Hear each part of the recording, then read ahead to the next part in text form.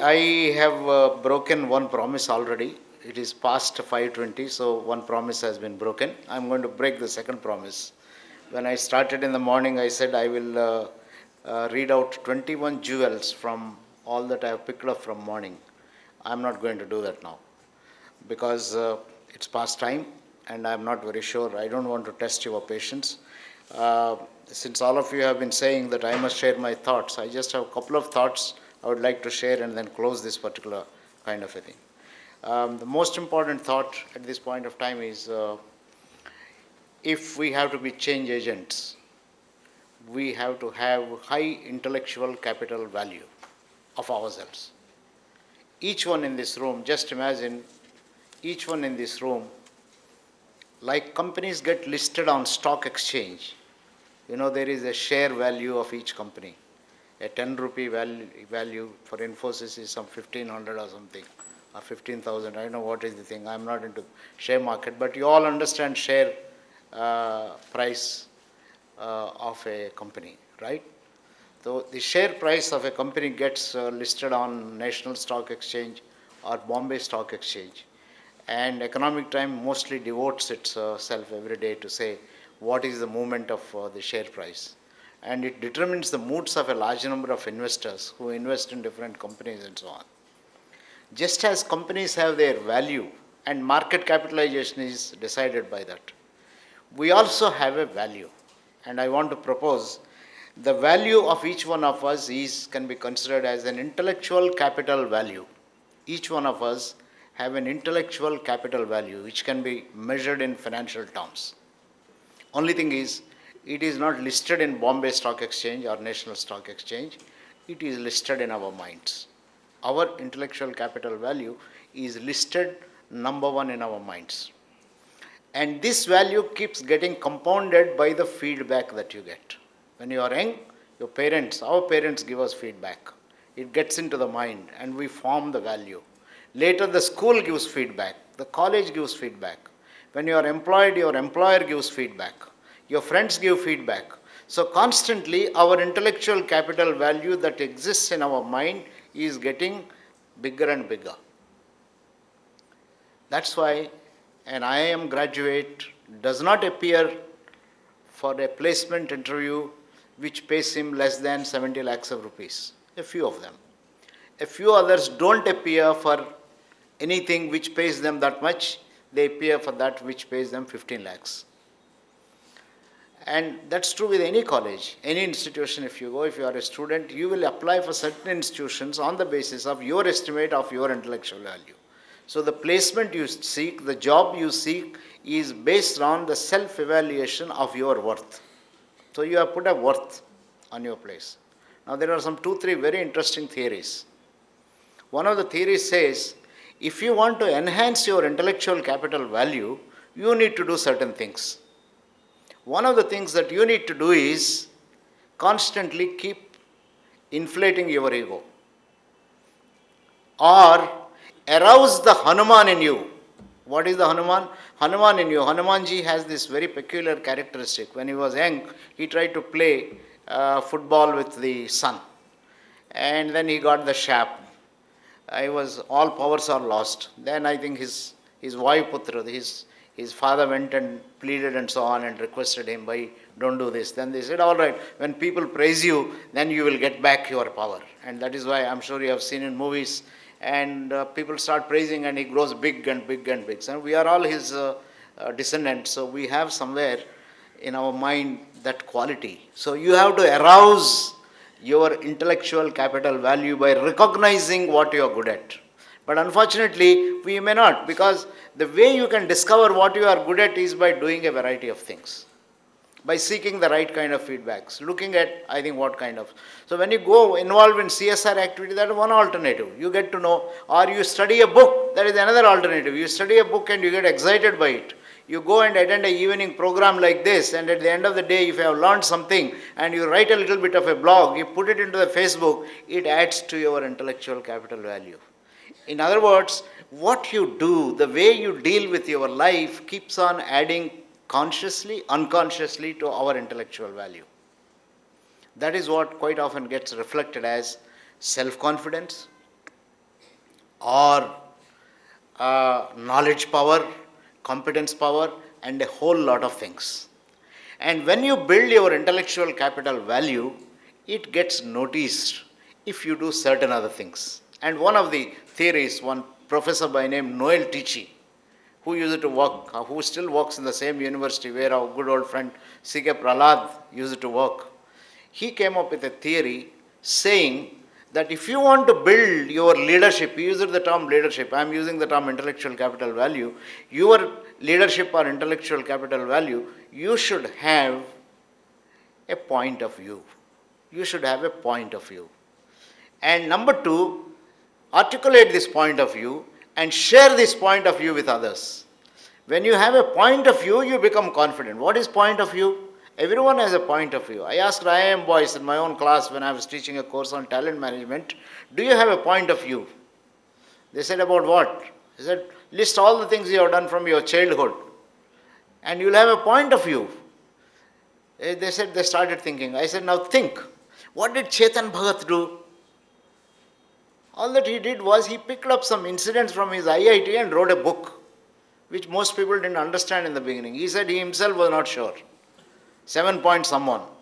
I found it very difficult to understand it. I reread it after seeing Three Idiots. Then I made some sense out of it. I think Amir Khan converted it, but there was something beautiful in that. So I say, if Chetan Bhagat is able to write his experiences at IIT and it became a bestseller, what do you think? Can you write as good as Chetan Bhagat? Many said, I can write better. I said, good. So you have, try it now. Only thing is, you didn't know this. So I think when I provoked them, each one of them came up with statements that they can write 700 pages. What do you want to write about? I can write how to prepare for CAT exam, how to pass IIT. I can tell the IIT fellows. I can tell youngsters how to read science. A 10th standard boy can tell, no, okay, now you start looking at all that you have had in your last 20 years of life. You start writing all this on a piece of paper, then you inflate your ego. Oh my God, I have so much I can give it to the people. Now imagine you're going to a rural area and you're going to teach them, so you can do a phenomenal amount of it. So the lesson is, we all have to recognize the point of view that we have. And it's not enough to recognize, you should disseminate. 25 years ago, there were no means. Today, the world is different. Anybody wants to recognize his or her talent, simplest thing to do is first reflect, second, go and write a blog. Get into Twitter, tweet, get into the Facebook, put something there. Okay, you will soon discover there are so many people gathering around you, they have a similar thought, they have better thoughts, or your thoughts are better. Something is happening.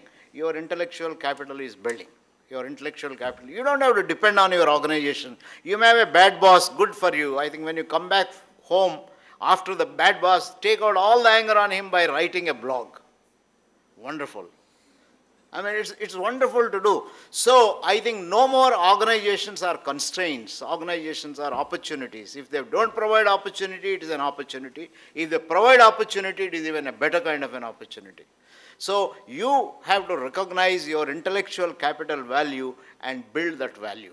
That is the biggest challenge for HR professionals. If you don't recognize your intellectual value, capital value, and put it in your own mind, this is what I am worth, by constantly enriching yourself, you cannot be a change manager. Whether you are a HR manager or not, it really doesn't matter. But if you have to be a change manager, you have to build your own kind of an intellectual capital value by constantly assimilating learning experiences and making them known to other people. These are the two things: assimilate, understand, gain insights, and known. If you don't do, if you don't talk, you are not likely to be known. I think that is the most important lesson for me in terms of change management. If you want to be therefore a change master, I think focus on this, and you should be able to say, this is my intellectual capital value. You should be able to record it, and you should be able to proudly announce it. When that happens, if you happen to be in HR department, if that happens, your intellectual capital value is good. If you happen to be in HR department, then I will give you the second task. And that task is, create conditions in the company where every single employee's intellectual capital value goes up. Have measures. Whatever are the measures, have fun with measures. I mean, you don't have, there is nothing like a perfect way of measuring. Have some measures, and your single most important objective in organizations is not to deflate the ego of individuals, but inflate the ego of individuals. That is, by constantly creating mechanisms where every single employee in the company feels talented, even if they don't have talent, feel talented. That is when the change begins. And all those people who are spending time by deriving power out of managing transport, managing visas, managing the administrative chores, are wasting their life as HR managers. They will all be outsourced. Their intellectual capital value over a period of time, like clerks, only will diminish. They will all be outsourced. But if you focus on building the intellectual capital value of others, you will become change agent. If your organization doesn't respect you, it doesn't matter, because you're not bothered about it. You will get respected by somewhere, somebody will pick you up. Somebody is likely to pick you up, and I think you will go places. That is the biggest lesson I have learned in the last 60 and odd years about HR or about change and intellectual capital value. So I want to wish you all the best. I hope you got some good insights today from all the wonderful speakers that we have had. And think about it. I think the CD of all this will be available in case you want to revisit and then understand a little more about it. You can always get back to Ahmedabad Management Association. AMA does a great job of making these available at a very nominal kind of a cost, and I find these CDs are great stimulators. I keep watching some of the CDs produced by Ahmedabad Management Association. On our part, I think we have enjoyed. It's great having you. I think it's very nice. I want to thank Mr. K.K. Nair, who makes this happen once in a year and then gives this kind of a responsibility to me. I want to thank you all for staying till the end of the day, and even when I have not been able to keep up my promises, staying with patience and forgiving us for whatever I think we have overdone. Thank you very much, and all the best. I will request only 3 minutes of your time because I have some duties to perform. On behalf of Ahmedabad Management Association, I would like to present a memento to both the speakers first.